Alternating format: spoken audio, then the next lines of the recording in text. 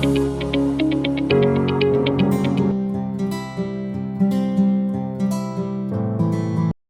वालेकुम। एक मरतबा फिर आपको एकेडमिक गुरु के प्लेटफॉर्म पे खुशामदीद कहता हूँ।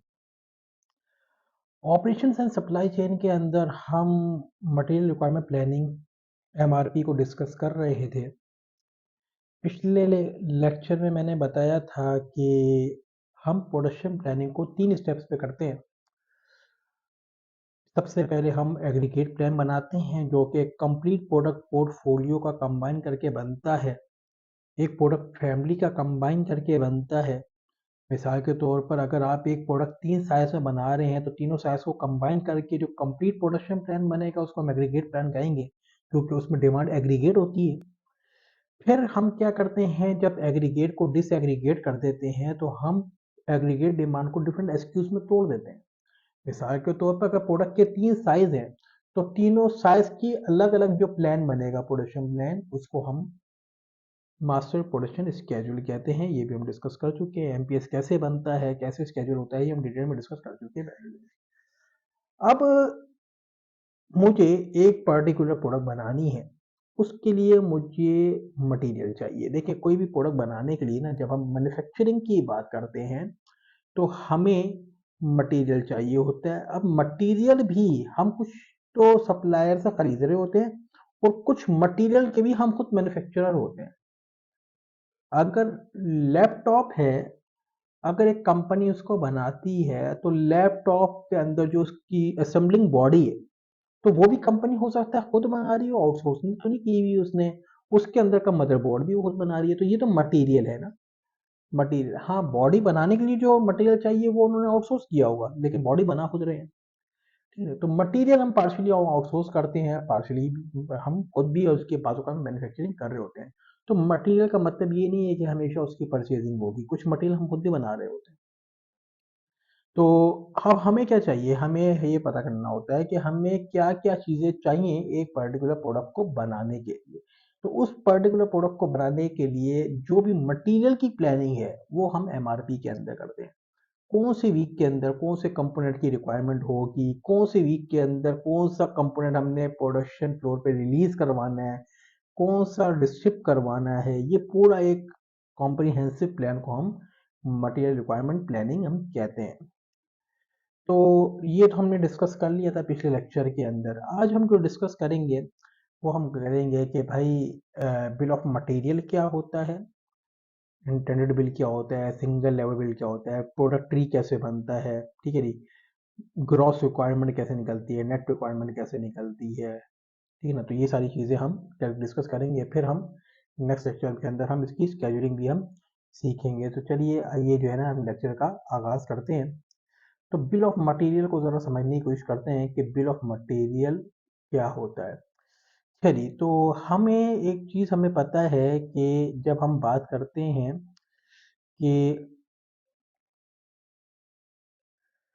इंडस्ट्री के अंदर जब हमें प्रोडक्शन फ्लोर के ऊपर कोई भी प्रोडक्शन प्लान आता है तो उसकी रिकॉर्डिंग एक बॉम्ब बनता है, बॉम्ब जिसको हम बिल ऑफ मटेरियल कहते हैं, बॉम्ब, ठीक है ना। तो हम बॉम्ब यानी कि मुझे एक प्रोडक्ट बनानी है, एक चेयर है मिसाल के तौर पे, या एक टेबल है। अगर एक टेबल मुझे बनानी है तो जब मैं इस टेबल को बनाता हूँ तो मुझे क्या क्या चीज़ें रिक्वायर्ड होती हैं, ठीक है ना। तो बिल ऑफ उस पूरे प्लान को हम उस पूरे जो है ना बिल को हम बिल ऑफ मटेरियल कहते हैं, जो कि कुछ इस शक्ल का होता है,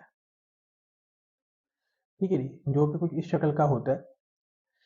तो ये क्या है, बिल ऑफ मटेरियल, ठीक है जी। ये क्या है, बिल ऑफ मटेरियल के एक पार्ट है टेबल, पार्ट नंबर 100, और ये इसके अंदर सब पार्ट हैं जो असेंबली पार्ट है इसके अंदर जो कि लग रहे हैं।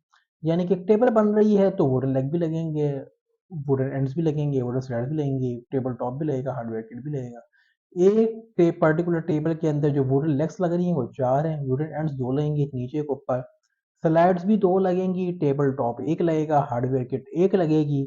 ये जो पूरा आपको एक टेबल नजर आ रहा है इसको हम कहते हैं जी बिल ऑफ मटेरियल, या बॉम जो है हम इसको हम कहते हैं स्मॉल स्मॉल फॉर्म में। तो हमें before production before production planning, before making MRP, आपको ये बिल आपके पास बना हुआ होना चाहिए। यानी कि आप कोई चीज बना नहीं सकते जब तक आपको ये नहीं पता कि बनाने के लिए क्या क्या चाहिए। तो फर्स्ट ऑफ ऑल एक प्रोडक्ट को रखना पड़ेगा सामने, आप देखना पड़ेगा कि जी इसको बनाने अगर मैं बैठूं तो मुझे क्या क्या चाहिए। तो जो जो चाहिए उसकी मैं लिस्ट डाउन करूंगा, और कितनी कितनी क्वांटिटी में चाहिए वो क्वांटिटी भी मैं आगे लिखूंगा कि अगर मुझे ये चाहिए तो ये कितना चाहिए, तो ये क्वांटिटी में आगे लिखूंगा। तो इस पर्टिकुलर ये क्वांटिटी लिखने के बाद जो एक टेबल बनेगा, उस पर्टिकुलर टेबल को हम कहेंगे बिल ऑफ मटेरियल बॉन्ड। ठीक है जी। तो ये आपको सबसे पहले बनाना पड़ेगा। ठीक है जी। हर पर्टिकुलर आइटम के आगे, हर पर्टिकुलर कंपोनेंट के आगे हम एक पार्ट नंबर असाइन करते हैं, ताकि हम उसका इन्वेंटरी रिकॉर्ड ट्रेस कर सकें। इसको हम एसक्यू नहीं कह सकते, एसक्यू का अमूमन वर्ड जो है वो फिनिश गुड के साथ यूज होता है, तो लिहाजा हम इसको पार्ट नंबर कह रहे हैं। ठीक है जी। तो पार्ट नंबर है, तो 203 पार्टनर जब भी होगा तो हम समझ जाएंगे कि जी सिस्टम के अंदर जब भी हम 203 डालेंगे तो हम वहाँ पे पता चल जाएगा कि वो रिलैक्स है, और उसका कितना स्टॉक पड़ा हुआ है ये भी हमें पता चल जाएगा। ठीक है ना। तो first of all, as a production manager, as a operation manager, जब आप कोई चीज़ बनाते हैं तो बनाने से पहले आपको ये पता होना चाहिए कि इसको बनाने के लिए मुझे क्या क्या चाहिए। तो उस चीज़ को इंतज़ाम जो है हम पहले देखते हैं। फिर हम ये देखते हैं कि पर्टिकुलर उसका इन्वेंटरी रिकॉर्ड क्या है। यानी कि हो सकता है कि इन कंपोनेंट्स में से कुछ चीजें ऑलरेडी मेरे पास स्टॉक में मौजूद हों पीछे। अगर वो स्टॉक में मौजूद हैं तो मुझे फ्यूचर प्लानिंग के अंदर उसको एडजस्ट करना पड़ेगा। अगर मुझे 100 चाहिए, 50 पहले से मौजूद हैं, तो मैं 50 की मैन्युफैक्चरिंग मजीद करूंगा, या मैं 50 का ऑर्डर करूंगा आगे, 100 का तो नहीं करूंगा। तो ये भी चीज हमें समझनी पड़ती है। ठीक है जी। तो हम क्या करते हैं जी, हम यहाँ पर एक बिल ऑफ मटेरियल जो है वो बना लेते हैं। Product tree. ठीक है जी, ये है प्रोडक्ट ट्री, हमने पिछली वीडियो में भी हमने डिस्कस किया था। एक पेरेंट कंपोनेंट होता है, पेरेंट होता है, और उसका सब कंपोनेंट होता है। ठीक है जी। अगर टेबल बनानी है, एंड रिजल्ट आपका टेबल है, तो टेबल पेरेंट हो गया, और उसको बनाने के लिए जो कंपोनेंट चाहिए आपको, ये सारी चीजें जो आपको चाहिए, ये इसके सब कंपोनेंट हो गए। यानी कि टेबल जब बनेगी जब ये तमाम कंपोनेंट आपके पास मौजूद होंगे। जब आप टेबल को असेंबल करना या टेबल को बनाना स्टार्ट करेंगे, तो डायरेक्ट टेबल बनना स्टार्ट नहीं होगी। अगर आप लेग्स बनानी पड़ेंगे, फिर उसके हैंड बनाने पड़ेंगे, फिर साइड, फिर टॉप, फिर इन सारी चीजों को असेंबल करने के बाद एक टेबल तैयार होगी। ये बात हमें समझनी पड़ेगी। ठीक है जी। यानी कि आप घर में अगर बिरयानी बना रहे हैं, तो बिरयानी के अंदर जो जो चीज़ें डलती हैं वो पहले मौजूद होनी चाहिए, तो बिरयानी बनाना स्टार्ट कर सकते हैं हम। अदरवाइज वो चीज़ बनेगी नहीं ना। तो टेबल बना रहे हैं, तो टेबल बनाने के लिए लेग्स का, एंड्स का, साइड्स का, टॉप का, हार्डवेयर किट का मौजूद होना जरूरी है। तो अगर टेबल बनानी है तो पहले ये चीज़ें मौजूद होनी चाहिए। अगर ये चीज़ें मौजूद नहीं है तो पहले इनको बनाना पड़ेगा, या इनको ऑर्डर करना पड़ेगा। अगर आप खुद बनाते हैं तो पहले इनको बनाना पड़ेगा, और अगर ऑर्डर करते हैं तो पहले इसको ऑर्डर करना पड़ेगा। फर्नीचर वाले को अगर फर्नीचर ऑर्डर करते हैं ना, तो डायरेक्ट वो बेड नहीं बनाना स्टार्ट कर देता। वो बेड के पहले साइड्स बनाएगा, उसकी लेग्स बनाएगा, उसका पूरा एक फ्रेम पहले तैयार करेगा, फिर आखिर में आकर उसको असेंबल करेगा ना। तो वो जो पहले क्या बनाता है, उसके कंपोनेंट बनाता है, फिर कंपोनेंट को आखिर में लाके क्या करता है, असेंबल करता है। कंप्यूटर सिस्टम्स हैं। तो कंप्यूटर सिस्टम जो हमें फाइनल प्रोडक्ट हमें नजर आती है, एक सीपीयू जो हमें नजर आ रहा होता है एक बॉक्स की सूरत में, वो डायरेक्ट ऐसे तो नहीं बन जाता ना। कंपनी जब उसको बनाती है तो पहले उसका हार्डवेयर बनता होगा, फिर उसकी हार्ड डिस्क, फिर उसका प्रोसेसर, फिर उसकी रैम, फिर उसकी सारी चीज़ें बनती होंगी। आखिर में आके जब वो सारी चीज़ें असेंबल्ड हो जाती हैं तो वो एक सेंट्रल प्रोसेसिंग यूनिट यानी कि सीपीयू की शक्ल इख्तियार कर लेता है। तो पहले शुरुआत के अंदर हम क्या करेंगे, हम पहले कंपोनेंट्स को प्लान करेंगे। कंपोनेंट्स को प्लान करने के बाद जो है ना, फिर हम क्या करते हैं, हम उसको असेंबल करके फिनिश गुड को तैयार करते हैं। तो जो चीज़ हम बना रहे हैं ना, जो हमारा एंड रिजल्ट है, उसको हम पेरेंट कहेंगे, यानी कि हमारा फाइनल प्रोडक्ट है। उसके लिए सब कंपोनेंट है। बाजू का क्या होता है कि सब कंपोनेंट के भी, जो कंपोनेंट है उसके भी सब कंपोनेंट आगे होते हैं, उसके लिए फिर पेरेंट ये हो जाएगा। ठीक है जी। वो भी हम आगे चल के हम स्टडी करेंगे। ठीक है जी। इसको हम कहते हैं मल्टी लेवल बिल, ठीक है जी। ये जो पिछली साइड पे था इसको हम सिंगल लेवल बिल कहते हैं, यानी कि एक पेरेंट है उसका नीचे एक सब कंपोनेंट है, ठीक है जी, इसको हम कहते हैं सिंगल लेवल बिल। इधर क्या हो रहा है कि जी एक तो पेरेंट कंपोनेंट है, उसके नीचे सब कंपोनेंट है, उसके नीचे भी सब कंपोनेंट है और फिर उसके नीचे भी सब कंपोनेंट है। ऐसे टाइप ऑफ बिल को हम कहते हैं कि मल्टी लेवल बिल, यानी कि हम एक चीज बनाना चाह रहे हैं, उस चीज को बनाने के लिए हमें एक चीज चाहिए। मिसाल के तौर पे हम टेबल बना रहे हैं, टेबल बनाने के लिए हमें बेस चाहिए और टॉप चाहिए। जब तक बेस और टॉप अवेलेबल नहीं होगा तो टेबल नहीं बन सकती, ठीक है ना। तो टेबल तो बेस और टॉप से मिलकर बनती है। लेकिन जब हम बेस बनाने जाते हैं तो बेस के लिए हमें लेग्स, लेग बोर्ड्स और फ्रेम चाहिए, ठीक है जी। तो हमें पहले बेस बनाने के लिए हमें पहले फिर इसको बनाना पड़ेगा। लेग और बोर्ड्स तो चलो हम बना लेंगे, लेकिन जब फ्रेम हम बनाने जाएंगे तो फ्रेम को बनाने के लिए हमें साइड्स एंड लेग्स और ग्लू चाहिए। इसी तरीके से जब टॉप बनाने चाहेंगे तो उसके लिए हमें बोर्ड्स और ग्लूस चाहिए, ठीक है ना। तो हर प्रोडक्ट के अगेंस्ट ब्रैकेट में कुछ नंबर लिखे हुए हैं, ठीक है जी। जो नीचे नंबर लिखा हुआ है ये तो पार्ट नंबर है, जरा समझने की बात है, यहाँ पे जरा गौर करिएगा। ये टेबल 100 पार्ट नंबर है, बेस 200 पार्ट नंबर है। कोई भी पार्ट नंबर आपस में मैच नहीं होगा अनलेस कि वो आइटम रिपीट हो रहा हो। जस्ट लाइक कि यहाँ ग्लू यहाँ पर भी इस्तेमाल हो रहा है और यहाँ पर भी इस्तेमाल हो रहा है, तो दोनों का कोड नंबर सेम है। इसके अलावा कुछ ब्रैकेट में नंबर लिखे हुए हैं, जैसे कि लेग्स के ब्रैकेट में 4 है, लेग बोर्ड्स के ब्रैकेट में 4 है, फ्रेम के ब्रैकेट में 1 है, बोर्ड्स के ब्रैकेट में 3 लिखा हुआ है। वो कुछ जगहों पे नहीं भी लिखा हुआ, जस्ट लाइक कि ग्लू में नहीं लिखा हुआ और बेस और टॉप में नहीं लिखा हुआ, ऊपर मेन कंपोनेंट जो कि टेबल है उसमें भी नहीं लिखा हुआ। तो ये क्या मामला है कि कहीं पे लिखा हुआ है कहीं पे नहीं लिखा हुआ, और जो लिखा हुआ है उसका मतलब क्या है?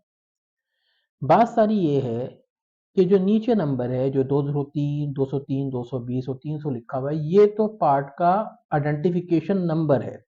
हमने एक यूनिक आईडी, यूनिक कोड जो है ना, हमने पार्ट को असाइन किया हुआ है कि जब भी इस पार्ट का जिक्र होगा तो हम इसको इस कोड के नाम से जानेंगे। तो कोई भी दो कोड आपस में मैच नहीं करेंगे, ठीक है जी।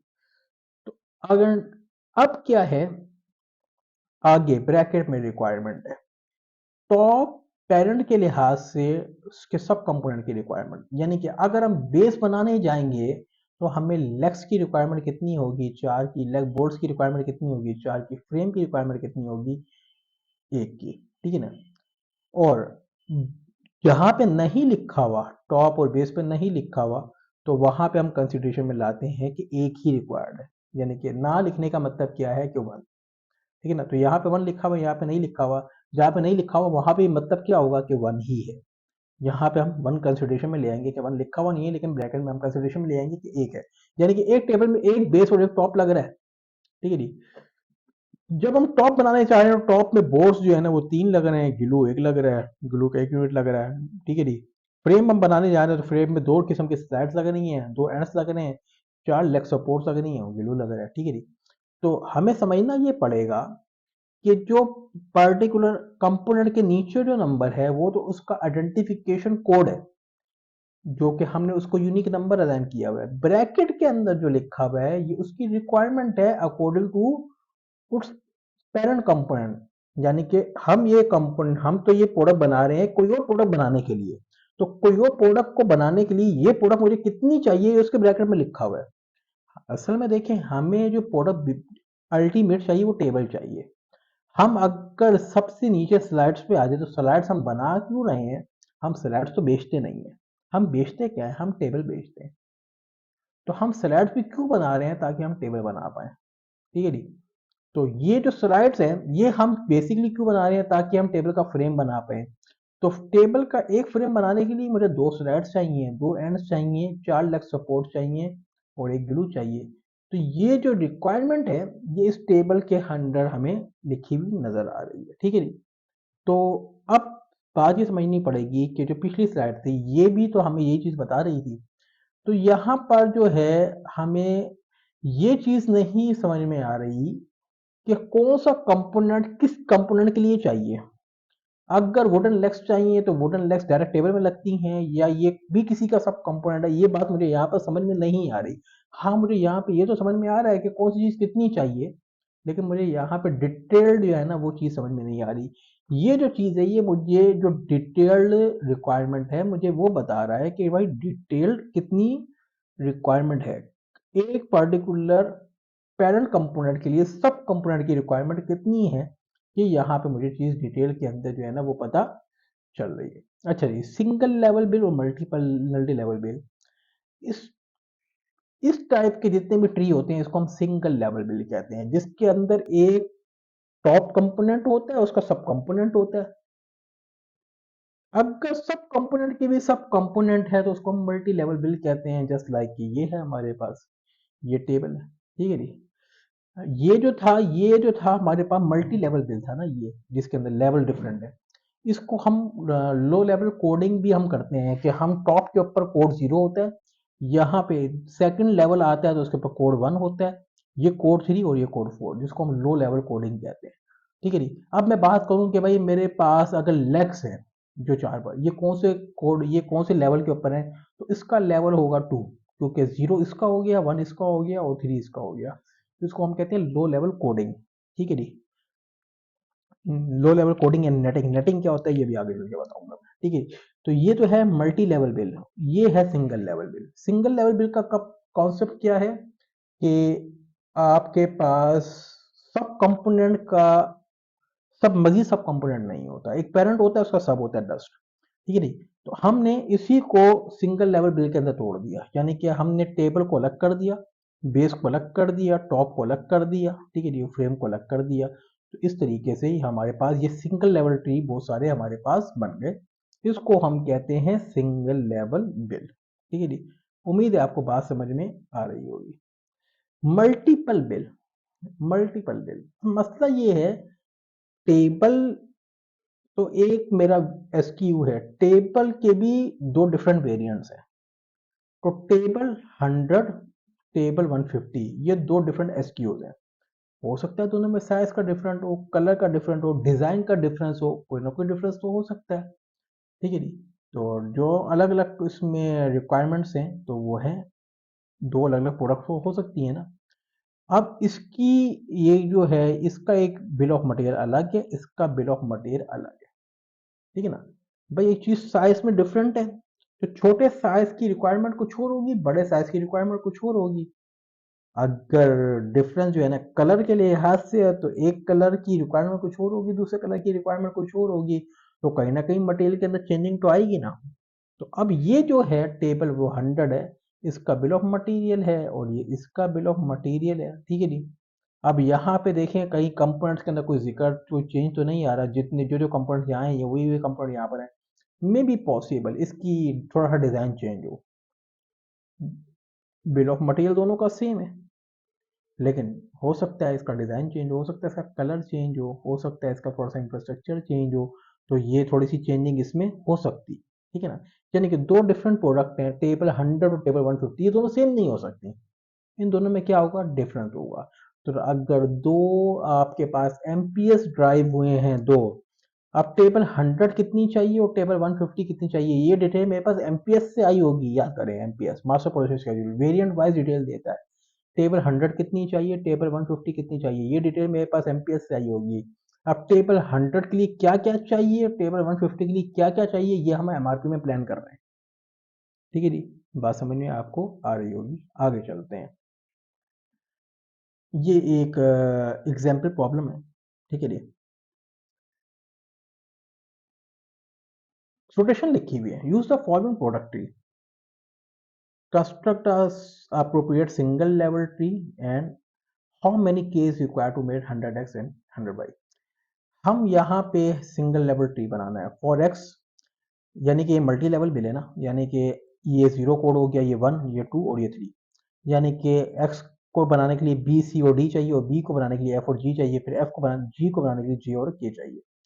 अब ये कह रहा है कि इसको आपने सिंगल लेवल बिल के अंदर कन्वर्ट करना है, तो मैं एक्स को अलग कर लूंगा, बी को अलग कर लूंगा, जी को अलग कर लूंगा, यहाँ से वाई को अलग कर लूंगा, एल को अलग कर लूंगा, जी को अलग कर लूंगा, just like this.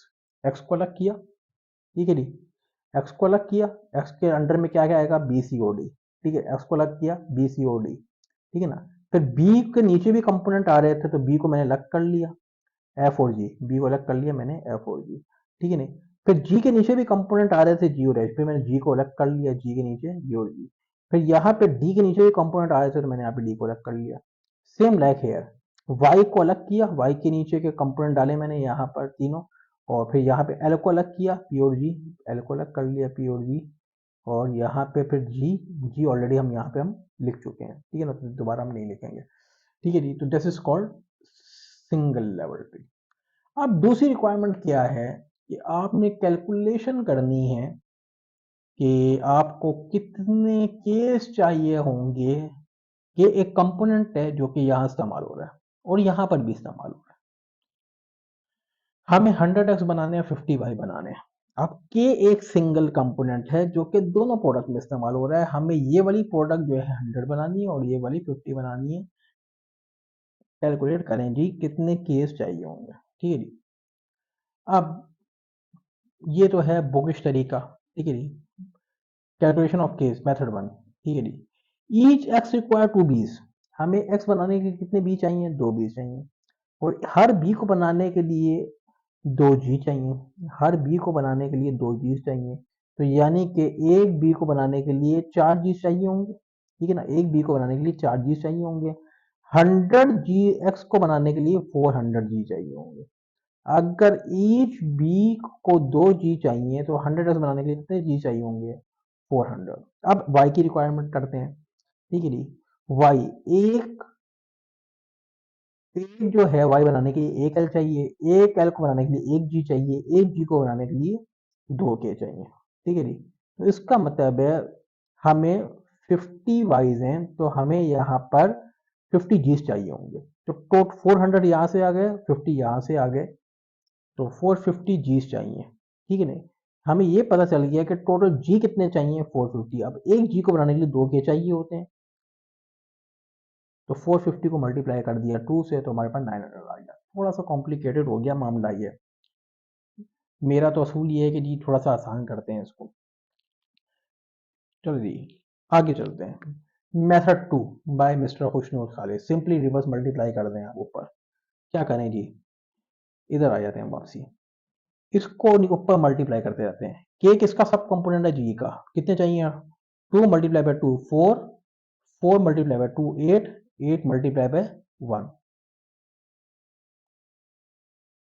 2 multiply by 2 4, 4 multiply by 2 8, 8 multiply by 100। क्यों, हमें x कितने चाहिए थे, 100, 2 मल्टीप्लाई बाय 2 4, 4 8, 8 इंटू 100, तो कितना आंसर आ गया, 800। तो हमें 800 के चाहिए होंगे कितने एक्स बनाने के लिए, 100 एक्स बनाने के लिए, ठीक है जी। 800 total case require for the 100 x, ठीक है जी। सिंपली इधर भी रिवर्स मल्टीप्लाई करते हैं, 2 multiply by 1 2, multiply by 1 2, multiply by 50, ठीक है जी। तो 2 2 और यहाँ पे मल्टीप्लाई बाय 50 तो हो गया 100, ठीक है जी। तो यहाँ पे 2 multiply by 1 multiply by 1 multiply by 50, तो टोटल y के लिए कितने केस चाहिए, 100, 800 प्लस 100 कितना हो गया जी, 900। तो सिंपली आपने नीचे से ऊपर मल्टीप्लाई करते जाना है तो आपके पास नेट रिक्वायरमेंट निकलती चली आएगी। इस प्रोसेस को हम कहते हैं netting, low level coding and netting, ठीक है जी।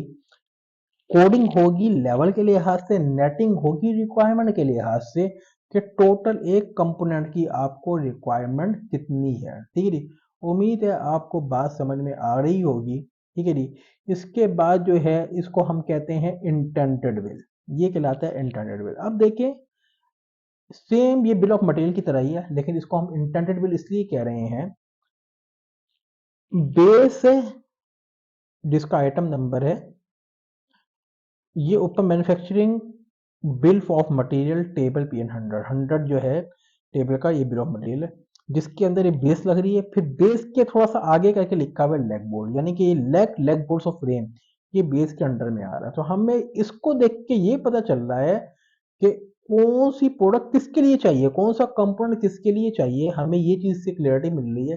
तो ये इंटेंडेड बिल है। अगर आप प्रोडक्ट टी की सूरत में नहीं बना रहे तो आप इंटेंडेड बिल की सूरत में भी बना सकते हैं, इससे भी हमें बेनिफिट हो सकता है, ठीक है जी। कि हमें ये डिटेल हमें पता चल सकती है कि कौन सी प्रोडक्ट के लिए क्या क्या हमें कंपोनेंट चाहिए, ठीक है नी। यानी कि टॉप को बनाने के लिए बोर्ड और ग्लू चाहिए हमें, ठीक है नी। बेस को बनाने के लिए लैक 4 चाहिए, एक बेस को बनाने के लिए लैक 4 चाहिए, बोर्ड 4 चाहिए और फ्रेम 1 चाहिए। फिर एक फ्रेम को बनाने के लिए साइड 2 चाहिए, एंड 2 चाहिए, लेग सपोर्ट 4 चाहिए, ग्लू चाहिए, ठीक है नी। और यहाँ पे टॉप को बनाने के लिए बोर्ड और ग्लू चाहिए, ठीक है नी। यहाँ पे आपको बात समझ में आ गई होगी, ठीक है नी। तो ये है हमारे पास इंटेंडेड बिल, ठीक है जी। अब जो प्रोसेस होता है, ठीक है जी, उस प्रोसेस के अंदर हम कर रहे होते हैं ये कुछ काम: exploding, offsetting, gross and net requirement, leasing order, capacity requirement, low level coding and adding, multiple bill of material. ये सारे काम हम, प्रोसेस है ये पूरा एक एमआरपी को प्रैक्टिकली बनाने का। इंशाल्लाह नेक्स्ट वीडियो के अंदर हम इसको डिस्कस करेंगे और प्रैक्टिकली आपको फिर हम एमआरपी बना के भी दिखाएंगे, स्केड्यूल करके भी दिखाएंगे, फिर सॉफ्टवेयर में भी स्केड्यूल करके दिखाएंगे कि किस तरीके से एमआरपी बनता है, ठीक है जी। तो उम्मीद है आपको बात समझ में आ रही होगी और आपको कॉन्सेप्ट क्लियर हो रहा होगा कि किस तरीके से हम एक एमआरपी को प्लान करते हैं। प्लान करते किस तरीके से तो भी आपको अगली वीडियो में इंशाल्लाह पता चलेगा, लेकिन उसका बेसिक रिक्वायरमेंट क्या है, बेसिक उसकी फिलॉसफी क्या है, आपको ये बात समझ में आ गई होगी। तो ये एमआरपी का मेरा सेकंड लेक्चर था। इंशाल्लाह नेक्स्ट लेक्चर के अंदर हम स्केलिंग सीखेंगे, उसके नेक्स्ट लेक्चर के अंदर हम सॉफ्टवेयर पे स्केलिंग सीखेंगे। फिर जो है हमारा एमआरपी प्रोडक्शन प्लानिंग हमारा कंप्लीट हो जाएगा। फिर हम एनालिटिकल मॉडल्स की तरफ आ जाएंगे। ट्रांसपोर्टेशन मॉडलिंग है, डिसीजन ट्री हैं, जितने भी ऑपरेशंस के अंदर एनालिटिकल मॉडलिंग का इस्तेमाल होता है तो हम उस तरफ आ जाएंगे, ठीक है ना। डिस्ट्रीब्यूशन को हमने स्टडी करना है, ठीक है, डिस्ट्रीब्यूशन, नेटवर्क मॉडलिंग, ये सारी चीज़ों को हमने स्टडी करना है। तो इंशाल्लाह एक बहुत अच्छा जो है सप्लाई चेन के रिगार्डिंग जो है ना वो मटेरियल आने वाला है। तो आप एकेडमिक गुरु के साथ आप इन टच रहें। अगर आप ये चाह रहे हैं कि मैं किसी पर्टिकुलर टॉपिक पे, सप्लाई चेन के किसी पर्टिकुलर टॉपिक पे या रिसर्च के किसी पर्टिकुलर टॉपिक के ऊपर मैं कोई कंटेंट बनाऊं, तो आप मुझे बोल सकते हैं, कमेंट सेक्शन में बोल सकते हैं, और आप ईमेल कर सकते हैं, आप कांटेक्ट कर सकते हैं। मेरे कांटेक्ट डिटेल्स मेरी यूट्यूब चैनल पे मौजूद हैं, ठीक है ना। तो इंशाल्लाह हम आपसे मुलाकात करते हैं अगली वीडियो, अगले लेक्चर के अंदर। अल्लाह हाफिज़।